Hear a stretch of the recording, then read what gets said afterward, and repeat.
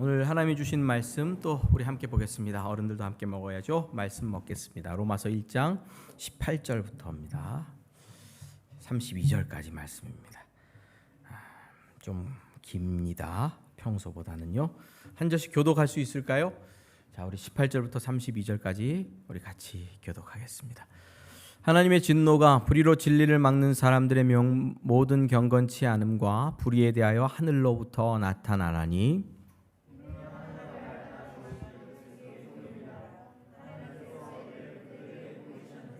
장세로부터 그의 보이지 아니하는 것들 곧 그의 영원하신 능력과 신성이 그가 만드신 만물에 분명히 보여 알려졌나니 그러므로 그들이 핑계하지 못할지니라.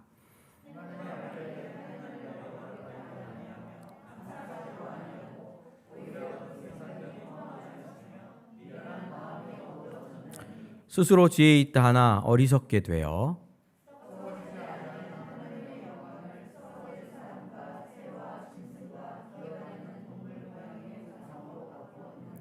그러므로 하나님께서 그들의 마음의 정욕대로 더러움에 내어버려 두사 그들의 몸을 서로 욕되게 하셨으니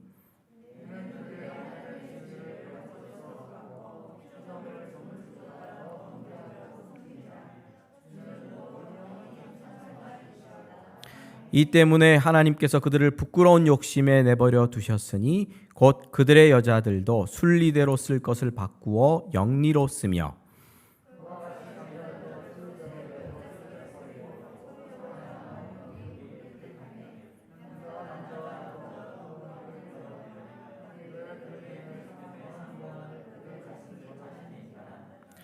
또한 그들이 마음에 하나님 두기를 싫어하매 하나님께서 그들을 그 상실한 마음대로 내버려 두사 합당하지 못한 일을 하게 하셨으니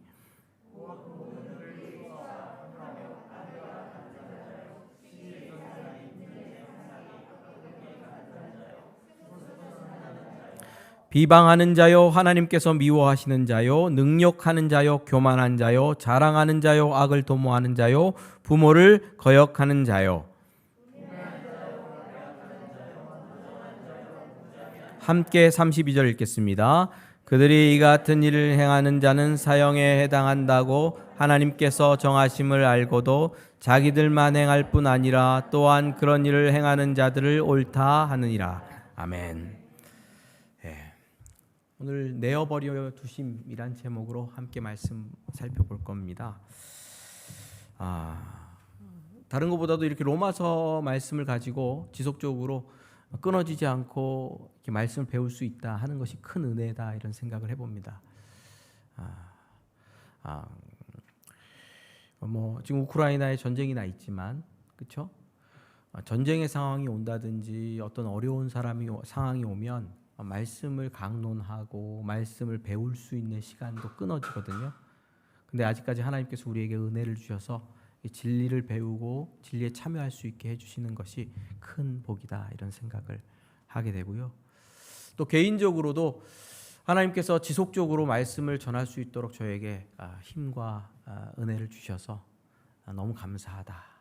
버리지 않으시고 오늘도 말씀을 전할 수 있도록 사용해 주셔서 참 감사하다 이런 생각이 듭니다. 로마서 말씀을 이렇게 천천히 제가 나가는 이유가 있는데요. 우리가 어디를 가려다 보면 지도가 있잖아요. 지도가 어디 동해를 간다, 강릉 간다 그러면 지도를 펼쳐놓고 어떤 길을 따라서 어떻게 가야 될지 전체적으로 보는 거거든요. 어떤 때는 내비게이션이 잘못 알려줄 때가 있어요. 길을 한참 갔는데 양평을 찍고 갔는데 서울에 있는 양평이 나오죠. 나는 경기도 양평을 가려고 했는데 서울에도 양평이 있잖아요. 같은 지명으로. 길을 가다 보면 이상하다. 내가 다른 길로 가고 있구나. 양평을 원래 경기도 양평을 가본 사람이라면 다른 길로 양천구에 있습니까? 양평동을 가고 있구나 하는 걸 알 수 있죠.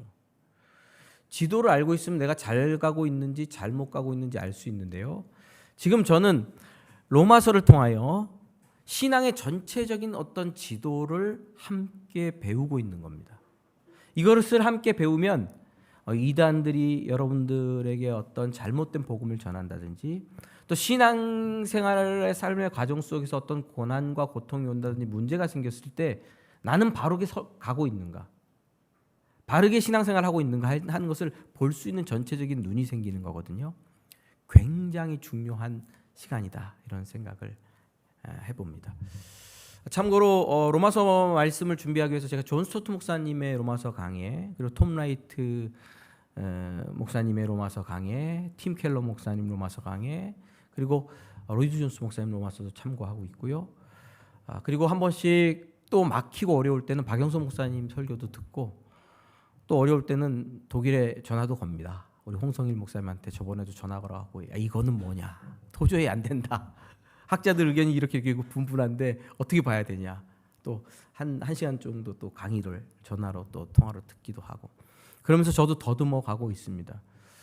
근데 이렇게 더듬어 가면서라도 진리를 볼 수 있게 해주시는 것이 은혜고, 또 우리 성도들에게 이 진리를 함께 나눌 수 있게 해주시는 것도 큰 은혜다 이런 생각을 합니다. 감사드리고요. 자, 오늘도 함께 우리 보겠습니다. 자녀들의 문제, 요즘 자녀들의 문제 다루는 프로그램이 있지 않습니까? 금쪽이. 우리 교회도 금쪽이 있습니까? 금쪽이야? 요즘 누가 금쪽이야? 유한이가 금쪽이래. 그러면 좋은 얘기가 아니죠. 뭐 오은영 박사님인가 이런 분 나오셔가지고 문제 행동들, 아동들의 문제 행동을 어떻게 교정할까? 그래서 그 아동들을 관찰하고 그 부모님을 관찰하고 상황들을 분석하면서 왜 이런 문제 행동이 나왔을까? 그래서 그 문제 행동을 바꿔가는. 근데 굉장히 저희 가정에서 막 심취하면서 저희 아내랑 아이들도 보고 그랬는데, 잘 보면 그러니까 아이들의 문제 행동을 교정하기 위해서 부모님이 바뀌어야 될 경우가 많더라고요. 아이들의 문제 행동은 거의 부모님에게서 나온 게 많더라고요. 그래서 부모님들의 말씨라든지 삶의 태도라든지 아이들을 향한 가치와 생각을 바꿀 때, 그리고 부모님과 자녀의 관계가 회복되면서 아이들의 문제 행동이 하나씩 해결되지 않나. 전체적인 것을 보니까 그런 생각이 들었습니다. 신앙생활, 또 어떤 인간의 본성에 있는 죄악들의 문제도 마찬가지입니다. 많은 죄악들이 나오지 않습니까? 음란, 거짓, 탐심, 폭력. 이런 죄악들의 시작은 결국 하나님과의 관계에서 시작됩니다. 하나님과 관계가 비틀어져서 우상 숭배에 빠져 있다면, 하나님과 관계가 비틀어져서 하나님을 예배하지 않고 세상을 예배하고 물질을 섬기고 있다면 우리들의 인생도 비틀어집니다. 부모 자녀 간의 관계가 비틀어지면 삶의 관계가 비틀어지고 문제가 생기는 것처럼, 금쪽이들이 탄생하는 것처럼, 하나님과 관계가 깨어지고 비틀어지는 우상 숭배 가운데 있으면 그거로 말미암아 탐심과 음란과 거짓과 폭력과 가정을 깨트리고 나를 깨트리고 세상을 깨트리는 죄악된 현실 속으로 우리는 빨려 들어갈 수밖에 없다. 이것이 바울이 이야기하는 바입니다. 썩어지지 아니하는 하나님의 영광을 썩어질 사람과 새와 짐승과 기어다니는 동물의 우상의 모양으로 바꾸었느니라. 그러므로 하나님께서 그들을 마음의 정욕대로 더러움에 내어버려 두사 그들의 몸을 서로 욕되게 하셨으니. 23절에서는 우상 숭배에 대해서 얘기합니다. 24절에 대해서는 정욕대로 살아가는 음란한 인생에 대해서 고발합니다. 근데 23절의 우상 숭배와 24절의 정욕대로 살아가는 음란한 죄를 그러므로라는 접속사가 연결하고 있어요. 우상 숭배를 통해서 어디로 빨려 들어간다? 하나님과 관계가 깨어지면 인간의 관계가 깨어진다. 성적인 타락으로 이어진다. 이는 그들이 하나님의 진리를 거짓 것으로 바꾸어 피조물을 조물주보다 더 경배하고 섬김이라. 이는 이렇게 돼 있죠. 이는 뭐냐 하면 몸을 정욕대로 사용하는 음란의 죄는 그들이 하나님의 진리를 거짓 것으로 바꾸어 피조물을 조물보다 더 경배하고 섬김이라. 우상 숭배 때문에 생긴 일이다. 이렇게 말하고 있습니다. 또 함께 보시죠. 제가 28절 읽어보겠습니다. 또한 그들이 마음에 하나님 두기를 싫어하매 하나님께서 그들을 그 상실한 마음대로 내어버려 두사 합당하지 못한 일을 하게 하셨으니. 28절에는요. 마음에 하나님 두기를 싫어하는 우상 숭배를 말합니다. 자, 이런 우상 숭배로 말미암아 하나님께서 그들의 상실한 마음대로 내버려 두니까 어떤 일이 일어나냐면 29절 모든 불의, 추악, 탐욕, 악의가 가득한 자요, 시기살인, 분쟁, 사기, 악독이 가득한 자요, 수군수군하는 자요라는 죄악들이 이제 뒤이어서 나오거든요. 하나님을 썩을 것으로 바꾸는 우상 숭배, 썩을 것들을 하나님으로 받들며 사는 우상 숭배는 우리의 인생을 바꿉니다. 그러므로 우상 숭배는 모든 죄의 뿌리입니다. 모든 죄의 뿌리가 뭐라고요? 우상 숭배라는 거죠. 그래서 우리 삶을 조금 약간 사이드로 나가서요. 우리 삶을 바로 잡기 원한다면, 단순한 윤리 교육만으로 안 된다는 거예요. 너 거짓말하면 안 된다. 너 음란하면 안 된다. 너 그렇게 사람을 해치고 때리면 안 된다. 그러면 사회가 파괴되고 우리 인생이 파괴된다. 이런 윤리 교육으로 안 된다고요. 문제는 어디서부터 생겼기 때문에? 우리의 참된 부모이신 하나님과 영적 관계 때문에 문제가 생겼기 때문에. 하나님과 바른 관계가 회복돼야 돼요. 우상이 타파되고 하나님을 온전히 예배하는 관계가 회복되어야 우리의 인생도 근본적으로 바뀌게 되는 것입니다. 술 취하지 말라, 방탕하지 말라, 아무리 얘기해도 안 되는 거죠. 하나님과 관계가 회복돼야지 그 문제들도 해결될 수 있는 것입니다. 당연히 하나님과 관계의 해결은 단순한 우리 노력과 의로운 삶에서 오는 것이 아니라 복음에서 옵니다. 예수님을 믿으라. 예수 그리스도로 말미암아 우리에게 주어지는 하나님의 의로 우리의 인생은 새롭게 됩니다. 오늘은 좀 더 여기 이 본문에서 얘기하는 죄에 대해서 구체적으로 좀 살펴보면 좋을 것 같습니다. 제가 26, 27절을 읽을 건데요. 같이 한번 말씀을 띄워주시면 좋겠습니다. 자, 26, 27절. 이 때문에 하나님께서 그들을 부끄러운 욕심에 내어버려 두셨으니 곧 그들의 여자들도 순리대로 쓸 것을 바꾸어 영리로 쓰며 27절 그와 같이 남자들도 순리대로 여자 쓰기를 버리고 서로를 향하여 음욕이 부릴 듯하며 남자와 남자가 더불어 부끄러운 일을 행하여 그들의 그릇됨에 상당한 보응을 그들 자신이 받았느니라. 우리가 읽은 본문에는요, 동성애를 다루고 있습니다. 성경은 분명하게 말씀드리지만 동성애를 죄라고 말하고 있습니다. 그 동성애가 죄인 배경에는 창세기 1, 2, 3장에서 얘기하는 창조 질서라는 게 있습니다. 창조 질서. 어떤 사람은 이렇게 얘기를 해요. 목사님, 저는 태어날 때부터 동성애자로 태어났습니다. 제가 만약에 저는 남자인데 남자가 좋아요. 교육으로 된 게 아니고 태어날 때부터 그래요. 남자를 보면 흥분되고 남자와 결혼해서 살고 싶어요. 남자가 남자를 향하여. 그런 분들이 있을까요? 없을까요? 그런 분들은 이렇게 얘기해요. 목사님, 이게 저한테는 순리예요. 이게 자연스러운 거예요. 그러니까 내가 동성애를 행하는 것은 하나님의 뜻이지 않습니까? 하나님께서 나를 만드실 때 동성애자로 태어나게 하신 거 아닙니까? 이렇게 항변하시는 분들이 있어요. 근데 바울은 분명히 말합니다. 남자가 남자를 향하여, 여자가 여자를 향하여 음욕을 품고 관계를 갖는 것은 죄다.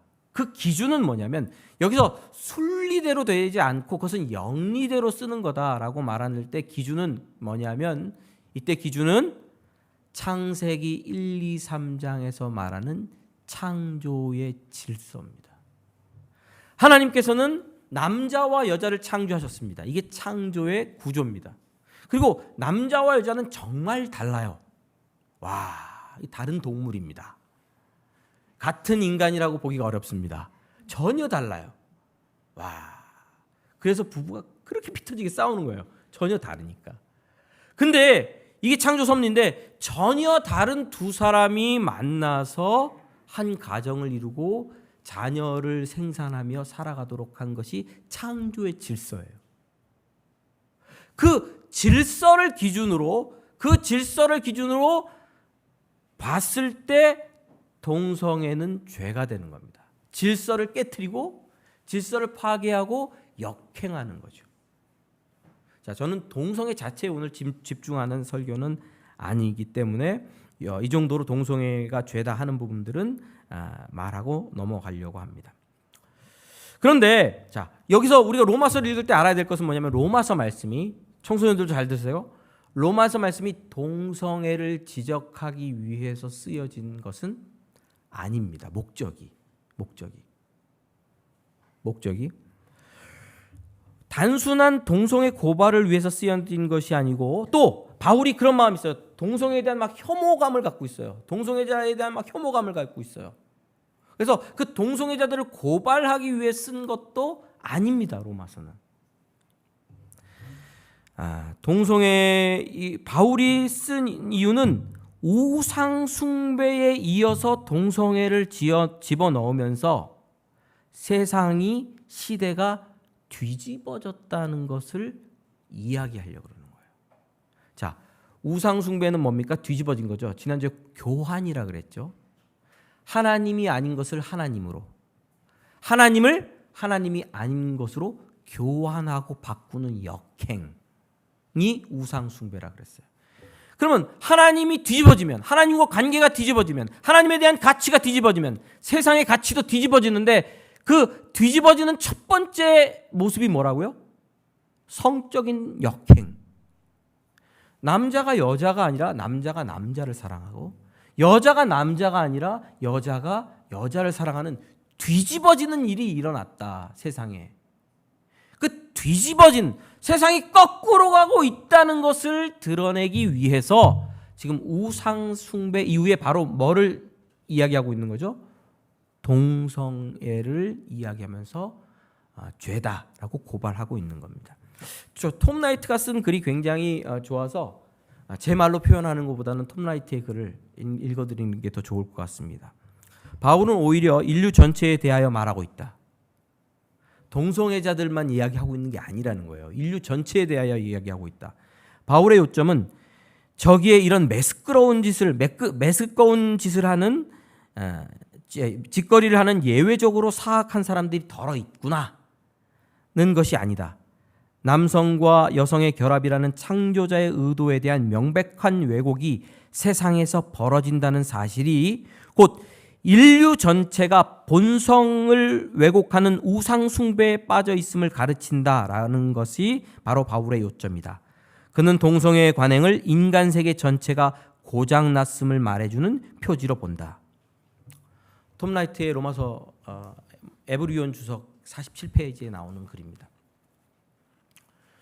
동성애자들 있잖아요. 그게 의미하는 게 뭐예요? 세상은 거꾸로 가고 있다. 온 세상이 뒤집어졌다. 하나님과 관계에서 뒤집어졌다 하는 것을 드러내기 위해서 바울이 지금 글을 쓰고 있다. 저는 이 톰 라이트의 글에 굉장히 동의합니다. 우리 시대는 이미 거꾸로 움직입니다. 동성애가 판치는 것만 보아도, 그리고 동성애를 인정하는 사람들은 어떤 지식인처럼 느껴져요. 동성애 괜찮지 않냐?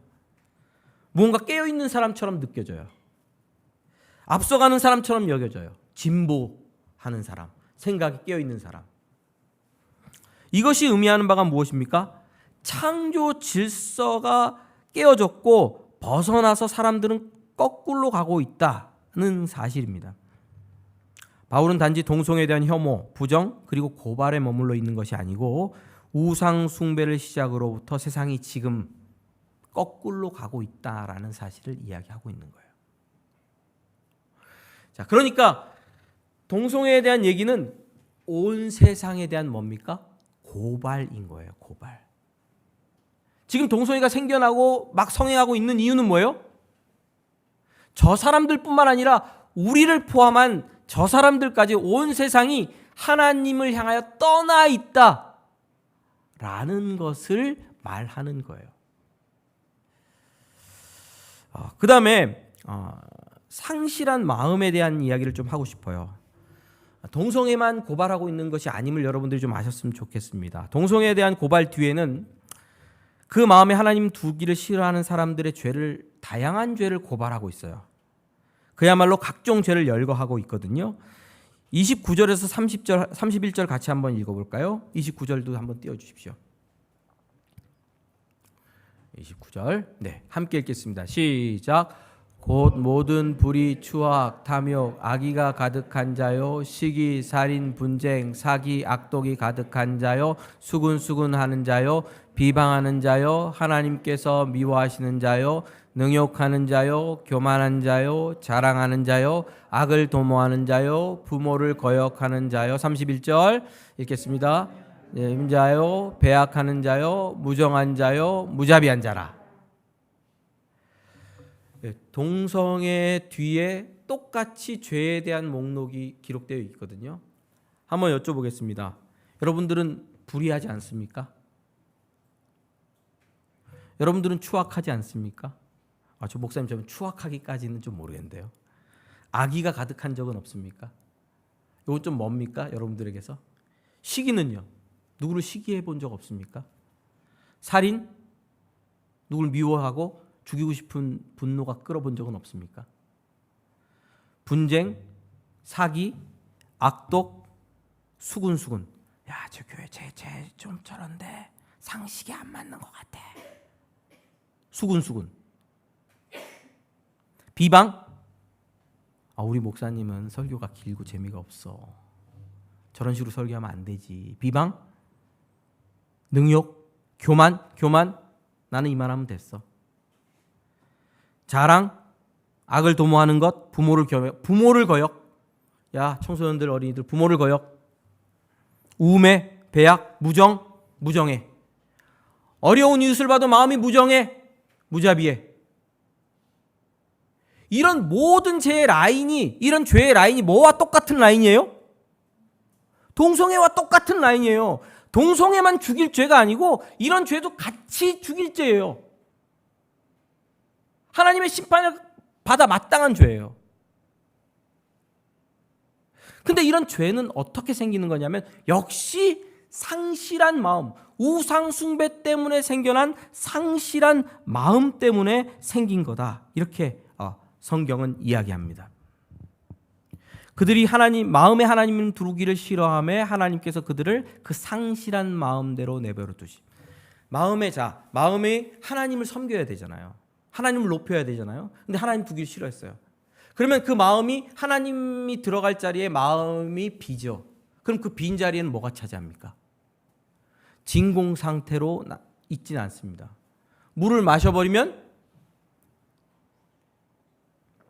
여기가 비었어? 공기가 찼지.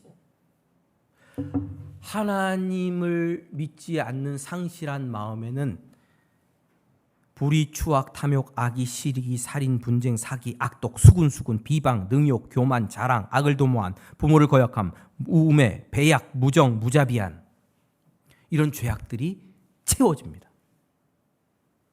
우상 숭배의 결과예요.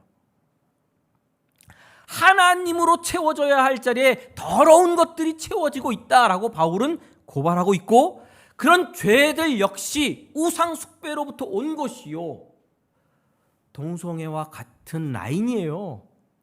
이런 모든 죄도 하나님의 심판과 진노를 받아 마땅한 죄다라고 이야기하고 있습니다. 제가 여기서 이런 얘기를 꼭 드리고 싶은 것은 어떤 근본주의적인 교회가 큐어 무슨 축제나 이런 게 있을 때마다 목사님들이 이 동성애 부분을 강력하게 설교해요. 죄다, 지옥 간다, 죽는다.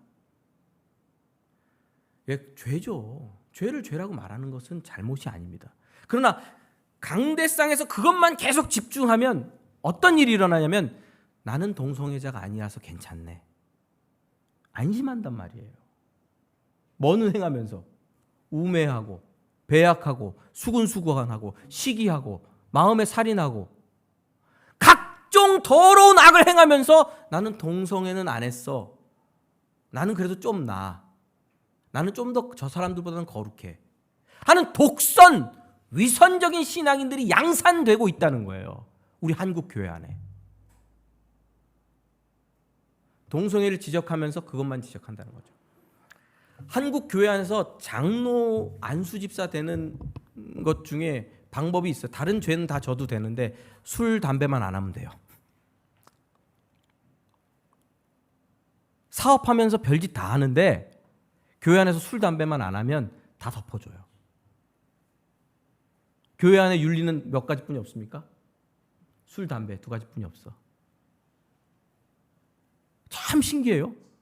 그것만 두드려요. 주일 성수하고 주일 성수 11조하고 술, 담배 안 하면 교회 안에서 장로까지 됐는데 큰 무리가 없어. 그것만 두드리니까 계속.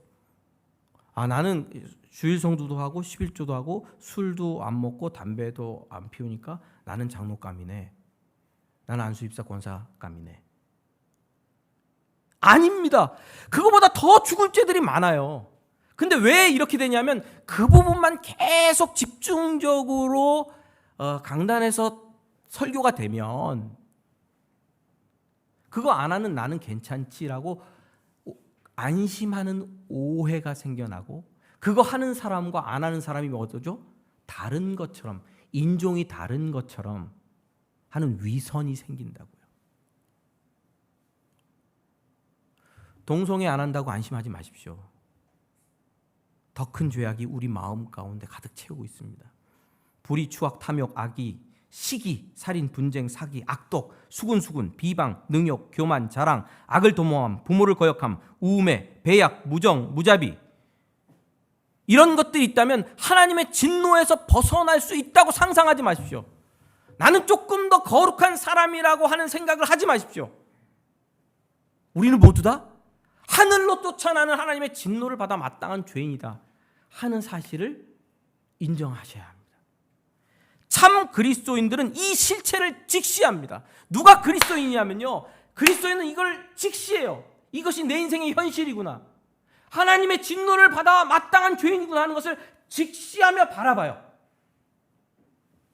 내가 죽을 죄인이구나, 내가 우상 숭배자구나, 내가 혐오하는 그 동성애자들만 죄인이 아니고 그거보다 더한 죄가 내 안에 가득하구나 하는 것을 발견하는 사람이 그리스도인이라고요. 이 모든 죽을 죄에서 어찌할꼬 탄식하는 사람이 참 그리스도인들입니다. 그래서 이런 사람들은 뭐를 붙듭니까? 복음을 붙듭니다. 다른 방법이 없으니까. 다른 방법이 없으니까. 동성애에서는 좀 벗어날 수 있을지 몰라도 다른 죄악들이 차고 넘침으로 말미암아 죄에서 하나님의 진노에서 피할 방법이 없음을 깨닫고 복음을 의지하게 됩니다. 나는 복음 외에는 소망이 없구나. 여러분, 그래서 복음을 바울은 말하고 있고 전하고 있습니다. 할렐루야.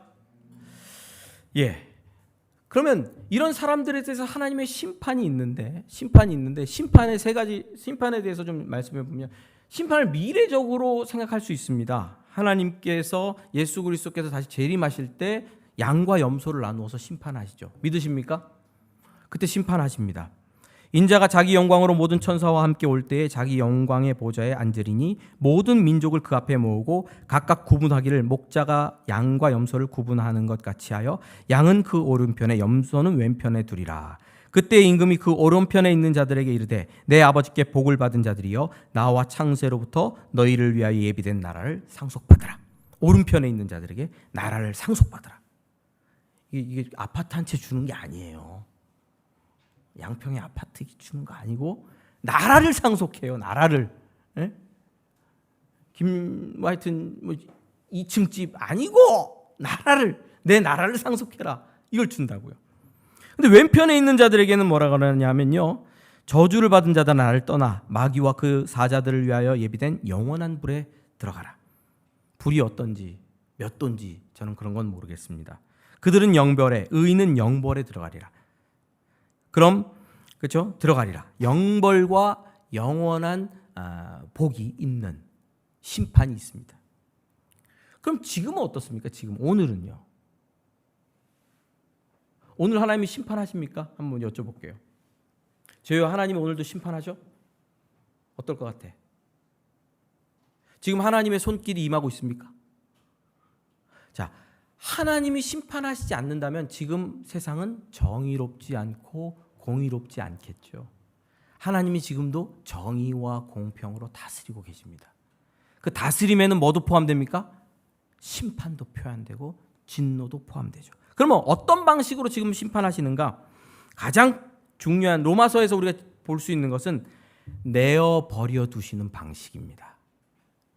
24절 그러므로 하나님께서 그들의 마음의 정욕대로 더러움에 내버려 두사 그들의 몸을 서로 욕되게 하셨으니 26절 이 때문에 하나님께서 그들을 부끄러운 욕심에 내버려 두셨으니 곧 그들의 여자들도 순리대로 쓸 것을 바꾸어 영리로 쓰며 28절 또 그들이 마음에 하나님을 두기를 싫어하며 하나님께서 그들을 상실한 마음대로 내버려 두사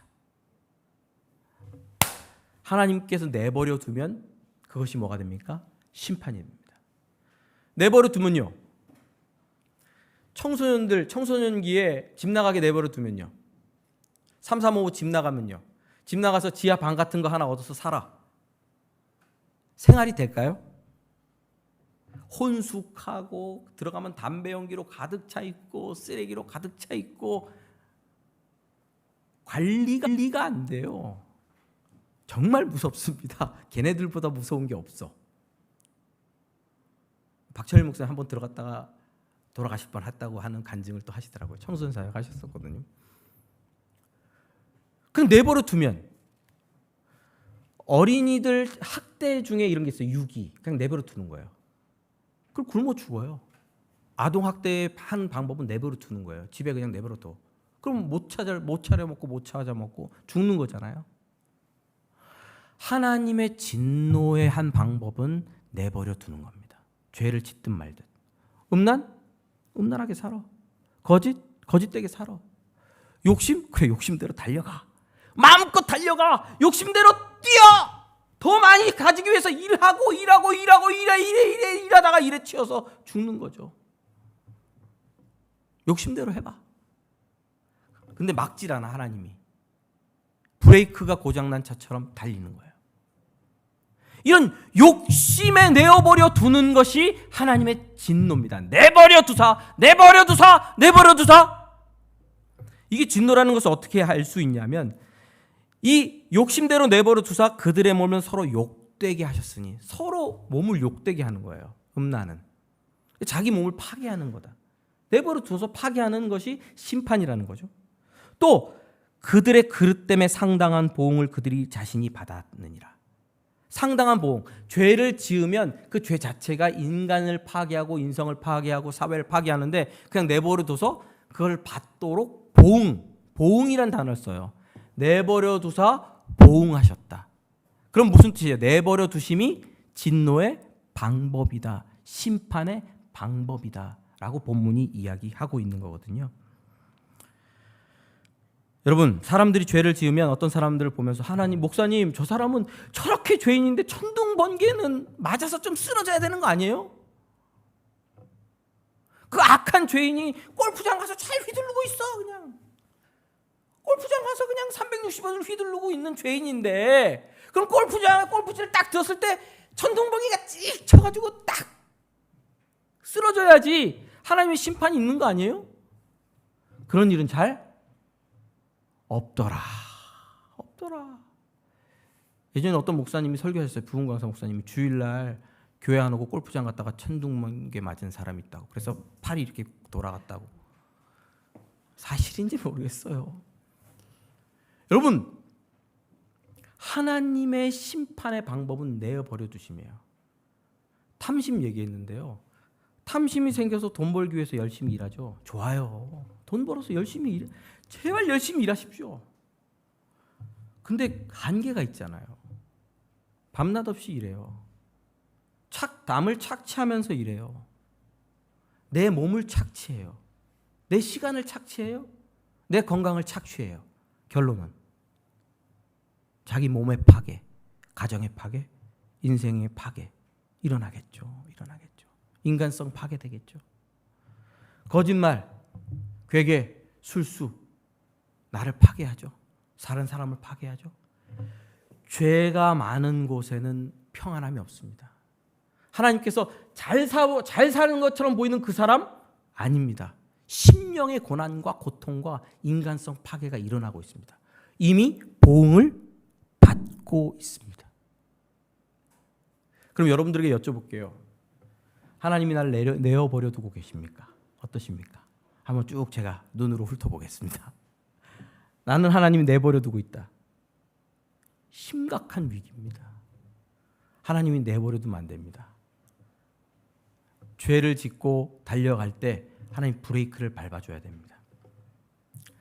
히브리서 말씀입니다. 너희가 죄와 싸우되 아직 피 흘리기까지 대항하지 아니하고 또 아들들에게 권하는 것 같이 너에게 권면하신 말씀도 잊었도다. 일렀을 때 내 아들아 주의 징계하심을 경히 여기지 말며 그의 꾸지람을 받을 때에 낙심하지 말라. 주께서 그 사랑하는 자를 징계하시고 그가 받아들이는 아들마다 채찍질하심이라. 사랑하는 자는 징계하시고 채찍질하십니다. 내버려 두시지 않습니다. 여러분은 하나님의 자녀가 맞습니까? 하나님의 징계가 있다면 하나님의 자녀입니다. 징계를 기뻐하시고 즐거워하십시오. 하나님께서 우리 인생을 거룩한 곳으로, 거룩한 자리로 인도하기 위해서 우리 인생을 붙들어서 때때로는 징계하시고 책망하시고 이끌고 가십니다. 할렐루야.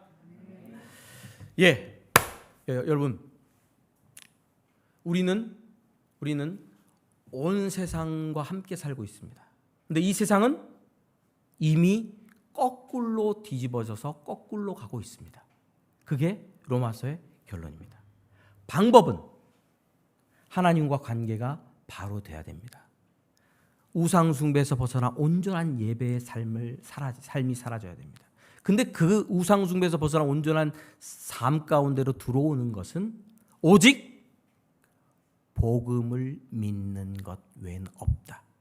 이것이 로마서의 결론입니다. 열심히 신앙생활하자 아닙니다. 열심히 교회생활하자 아닙니다. 오히려 종교적 행위로 더 위선적인 신앙인이 될 수 있습니다. 방법은 오직 예수님을 믿는 것, 복음을 믿는 것뿐이 없다 하는 것을 로마서는 이야기합니다. 이 복음 안에서 하나님과 온전한 관계를 누리시기를 주님의 이름으로 축원합니다. 기도하겠습니다.